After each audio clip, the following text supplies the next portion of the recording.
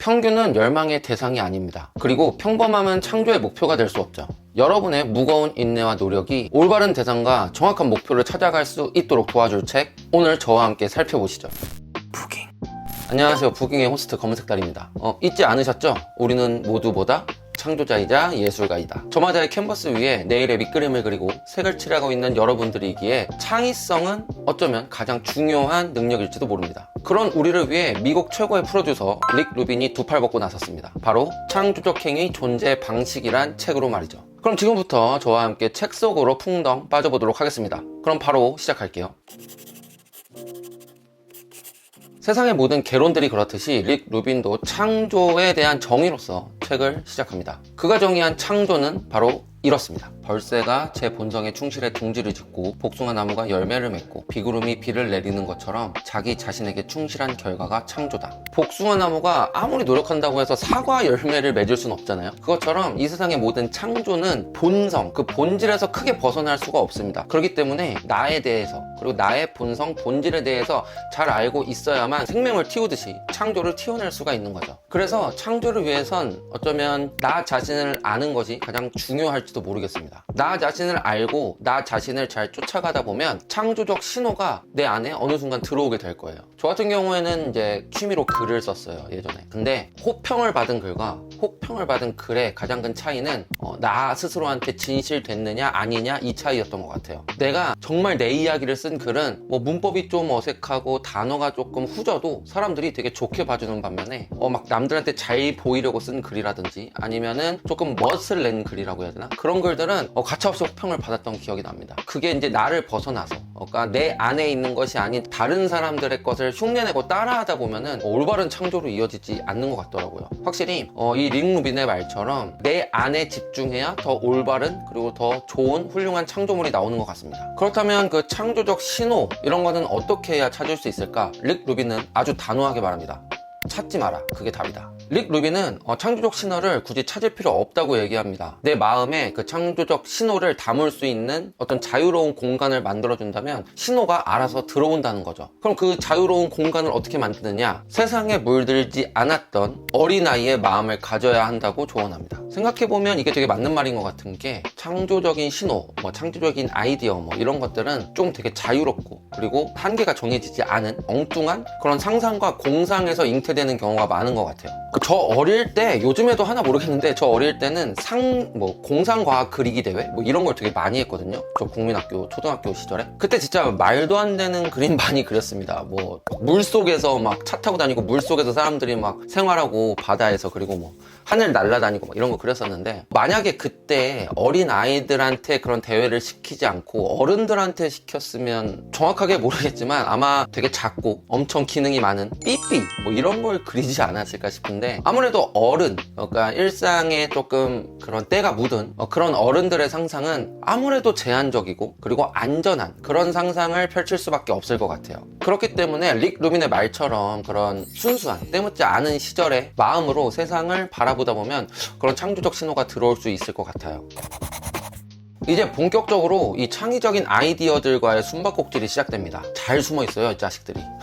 근데 정말 다행인 건 뭐다? 이 게임의 완전 마스터인 릭 루빈이 우리 편이라는 거죠. 그럼 지금부터 릭 루빈이 이 녀석들을 어떻게 찾아낼 수 있는지 그 방법들을 같이 알아보도록 하겠습니다. 가장 먼저 릭 루빈이 말한 건 바로 이거였습니다. 평범을 벗어나는 일이 생긴다면 이유를 자문해봐라. 창의적인 메시지는 가슴에 커다란 이름표를 달고 오지 않습니다. 자기 자신을 꽁꽁 숨긴 채로 찾아옵니다. 그렇기 때문에 우리가 찾으려 하지 않으면 눈치챌 수가 없어요. 그냥 사라져버립니다. 그래서 평범하지 않은 일이 생기면 그 구조와 그 연결고리 그리고 그 일이 왜 발현됐는지를 꼼꼼히 살펴볼 필요가 있어요. 이건 창조적 신호와는 조금 다릅니다. 창조적 신호는 찾지 말라고 했잖아요. 이거는 창조적 신호가 아니고 그 창조적 신호를 받아들인 후에 어떤 일을 본격적으로 해나갈 때 필요한 아이디어를 구하는 방법이에요. 그땐 당연히 열심히 찾고 열심히 노력을 해야겠죠. 여기서 이 평범을 벗어나는 일에 대한 어떤 범주가 궁금하실 수 있는데 너무 어렵게 생각하지 말고 내가 너무 기분 좋았거나 아니면 내가 너무 슬펐거나 아니면 내가 너무 화가 났거나 이런 것들을 조금 잘 살펴보다 보면 분명 좋은 아이디어를 얻을 수 있을 거라고 생각합니다. 그리고 두 번째로 릭 루빈이 말한 건 안을 봐라 였어요.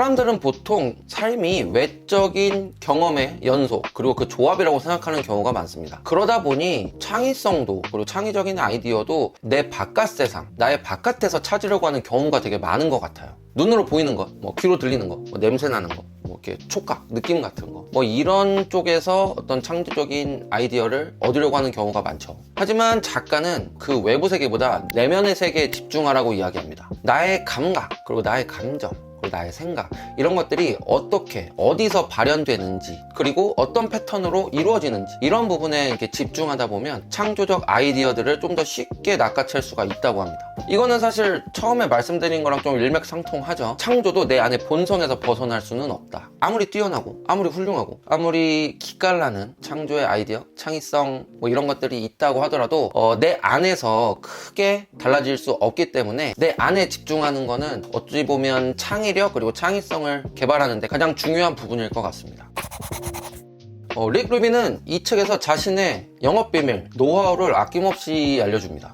어떻게 보면 이 책에서 가장 실용적이고 가장 우리가 원했던 부분인 것 같아요. 그럼 이 책에 나온 릭 루빈의 영업 비밀을 천천히 알아보도록 하겠습니다. 우리가 가끔 어떤 작업을 하거나 아니면 뭘 만들거나 어떤 생각을 하거나 뭐 이런 다양한 것들을 할 때 내가 하고 있는 일이 뭔가 조금 초라해 보이고 내 작업물이 좀 미비해 보이고 뭐 이런 기분이 들 때가 있죠. 그런 생각이 들 때가 있어요. 그럴 때 릭 루빈은 이렇게 생각하라고 말합니다. 모든 예술은 진행 중인 작품이다. 지금의 작품을 실험이라고 생각하자. 실험의 결과는 아무도 알 수 없다. 현재 우리가 하고 있는 작업에 대해서 너무 과도한 자기 부여를 하지 말라는 이야기 같아요. 이 작품이 나의 실력, 능력을 보여주는 집약체다. 뭐 이런 식으로 생각을 하게 되다 보면 자연스럽게 부담감이 높아지고 그 부담감이 높아지는 만큼 내 작업물은 낮아 보일 수밖에 없는 것 같습니다. 부담감에서 벗어나서 지금 하고 있는 이 프로젝트가 다음 프로젝트를 위한 어찌 보면 예행 연습 아니면 다음 프로젝트를 더 훌륭하게 만들기 위한 프로토타입이라고 생각을 하다 보면 마음의 짐이 조금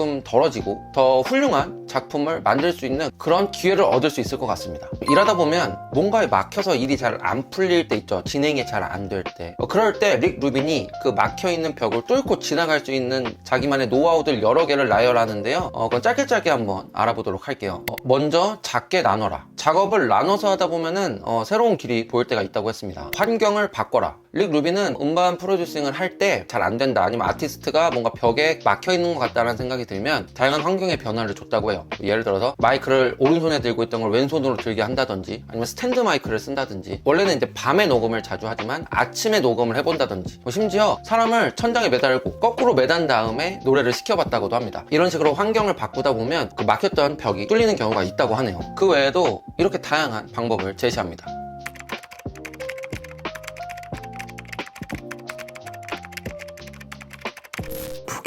이건 저한테 진짜 많은 도움이 된 거였어요. 바로 조급함에 대한 이야기였는데요. 제가 사실 성격이 되게 급한 편입니다. 반응이 막 빨리빨리 오지 않거나 뭔가 작업물이 바로바로 완성이 되지 않으면 막 우라가 치밀고 막 짜증나고 좀 그런 성격이거든요. 근데 가끔 그런 얘기 듣잖아요. 뭐 어떤 아티스트는 작품을 10분 만에 만들었다. 근데 막 엄청 성공을 거뒀다. 뭐 어떤 유튜브는 뭐 시작한 지 뭐 한 달 만에 뭐 구독자가 10만이다. 뭐 이런 얘기 들으니까 저는 이제 더 막 답답하고 짜증이 나고 막 그러는 거예요. 근데 릭 루빈이 말하죠. 그럴 필요 없다고. 그런 조급함은 그냥 헛수고를 만들어낼 뿐이다 라고 말하면서 이렇게 말합니다. 위대함은 강요로 일어날 수 없다. 초조해하면 안 된다. 위대함을 환영하는 자세로 기다리자. 일순간 뚝딱 만들어낸 명장의 작품이 정말 그 일순간 뚝딱 만들어진 걸까요? 저는 아닐 것 같습니다. 그 사람이 수십 년간 갈고 닦고 인내해온 그런 노력 그리고 기술의 총합이 그 순간 반짝 튀어나온 거죠. 그러니 위대함을 쫓아다니지 말고 위대함이 내게 다가왔을 때 꼭 안아줄 수 있도록 열심히 준비만 하고 있으면 될 것 같습니다. 물론 그 준비가 그냥 놀고 있으라는 게 아닌 거 아시죠? 아마 그 어떤 준비보다 어려운 준비일 겁니다. 이 부분은 창조나 창의성, 창의력과는 조금 뭐 거리가 멀 수 있지만 그래도 세상 살아가면서 정말 필요한 말인 것 같아서 제가 조금 정리를 해봤습니다. 바로 의사소통을 통해서 매끄러운 발음이 안 되네요. 협업을 하는 방법을 릭 루빈이 말한 게 있는데요. 지금부터 말씀드려 볼게요. 피드백을 볼 때는 개인적이어서는 안 된다. 작품을 만든 사람이 아닌 작품 자체에 대해서만 평가하라. 피드백은 구체적으로 해야 한다. 피드백에는 감정이 빠질수록 상대가 더 잘 받아들인다. 구체적인 해결책이 떠올라도 바로 바로 말하지 않는다. 피드백을 받은 사람이 스스로 더 좋은 해결책을 찾을 수 있게 도와주자. 피드백을 받을 때는 평가를 이해하려고 노력하자. 자만심은 제쳐두자. 자만심은 도움을 간섭으로 만든다. 이건 뭐 따로 설명이 필요 없는 맞는 말 대잔치인 것 같습니다. 대화는 단순히 언어로만 이루어지지 않죠. 뭐 말하는 톤, 뉘앙스, 상대의 반응, 그리고 행동, 그리고 시선, 뭐 이런 것들이 다 포함돼서 이루어지는 게 바로 언어를 통한 대화입니다. 우리가 피드백을 하고 그리고 피드백을 받을 때는 대화, 언어적인 것보다 이외의 것들이 더 큰 어떤 영향을 주는 경우가 많아요. 그렇기 때문에 그런 부분을 조금 더 배제하고 릭 루빈의 말처럼 의도 그리고 목적에 집중을 하는 게 더 건강한 대화, 더 좋은 결과물을 위한 협업이 될 수 있을 것 같습니다. 결국 어떤 작품을 다 만들었을 때 우리는 이런 의구심이 들기 시작합니다. 내가 이걸 세상에 내놓는 게 맞나? 이 작품이 세상에 내놓을 만한 것인가? 이런 생각이 들면서 동시에 다른 사람들의 작품과 비교하게 되고, 그러다 보면 비판이 막 귓가를 맴도는 것 같은 그런 느낌이 들 때가 있죠. 그럴 때 끝내는 사람이 되라고 합니다. 릭 루빈은 사람을 실험하는 사람과 끝내는 사람, 이렇게 두 개로 구분지었는데요. 실험하는 사람은 여러 가지를 테스트하고 여러 가지를 시도하지만 끝내 시장에 내놓기를 어려워하는 사람들이고요. 끝내는 사람은 아주 단순하게 한 방향을 보고 달려가지만 신속하게 결과물을 시장에 내놓는 사람들입니다. 우리가 어떤 작품을 만들고 프로젝트를 할 때 그 끝은 어디일까요? 그 작품이 세상에 내놓아졌을 때, 그때가 바로 창조의 끝이 되는 겁니다. 다시 말해서 아무리 좋은 작품을 만들었다고 해도 세상에 내놓지 않으면 그건 작품이 완성된 게 아니라는 소리잖아요. 그럼에도 불구하고 사람들이 자신의 작품, 자신의 창조물을 세상에 내놓는 걸 상당히 두려워합니다. 뭐 저만 해도 맨날 이렇게 유튜브 영상 찍을 때 이게 어떤 반응일까 되게 무섭거든요. 그럼에도 불구하고 제가 계속 하는 이유는 릭 루빈의 경험담 때문이에요. 릭 루빈이 음반 프로듀싱을 할 때 엄청 오래된 원로 가수랑도 프로듀싱 작업을 했다고 합니다. 50년 가까이 활동한 아티스트라고 하는데 그 사람도 매번 앨범을 낼 때마다 그렇게 무서워하고 그렇게 두려워했대요. 심지어 은퇴를 고민할 정도로 힘들어했다고 합니다. 그 사람도 자신이 가진 어떤 결함, 부족한 점, 이런 것에 되게 집착하다 보니 자신감을 많이 잃게 됐다고 얘기를 하더라고요. 이런 거 보면 이 세상에 있는 그 누구도 자신의 작업물을 세상에 내놓는 순간에 태어나거나 초연하기는 어려운 것 같아요. 다들 두려워하는 거면 오히려 안 두려워해도 되는 거 아니겠습니까? 그렇기 때문에 우리는 더 당당하게 우리 작품을 세상에 내놓을 수 있는 힘을 얻을 수가 있겠죠. 혹여나 비판이 막 빗발친다고 해도 뭐 주눅들 필요가 없어요. 그것을 양분 삼아서, 물론 쉽진 않겠지만 다음에 더 나은 작품을 만들면 되니까요. 그러니 실험하는 사람보단 끝내는 사람이 돼서 창조의 마지막 단계까지 이동할 수 있는 사람이 될 수 있도록 마음을 다잡아보는 게 필요한 것 같습니다. 네, 오늘은 이렇게 창조적 행위, 존재의 방식, 릭 루빈의 책에 대해서 조금 깊은 내용을 알아봤는데요. 제가 오늘 말씀드린 이 포인트들 말고 여러분들의 입맛에 맞는, 아니면 여러분들한테 진정으로 필요한 포인트들을 직접 찾아보시는 거를 가장 추천드립니다. 제가 뭐 이거 협찬받아서 하는 것도 아니잖아요. 정말 이 책이 많은 분들한테 도움이 될 것 같고, 이 책 안에 들어있는 그런 의미들, 그리고 용기들, 그리고 당위들을 여러분들이 모두 다 가져가셨으면 하는 바람에 이렇게 적극적으로 추천을 한번 해보는 겁니다. 오늘 영상이 마음에 드셨으면, 마음에 안 드셨더라도 좋아요와 구독, 그리고 알림 설정까지 해주시면 정말 감사하겠습니다. 지금까지 부깅의 호스트 검은색 달이었고요. 즐거운 독서 생활 하시길 바랍니다. 여러분들 안녕히 계세요.